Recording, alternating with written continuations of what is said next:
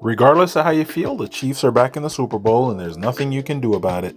Make these Jamaican jerk chicken wings for your Super Bowl party coming next week. I already have another jerk wing recipe up on the website. This one is a grill fried edition. Brine your chicken using the Jamaican jerk marinade and some pickle juice overnight. Use your favorite store-bought batter mixture that is not seasoned, just so you can add some more of that dry jerk seasoning to it. If you want to get that dry jerk seasoning, it's available up on my website in my store.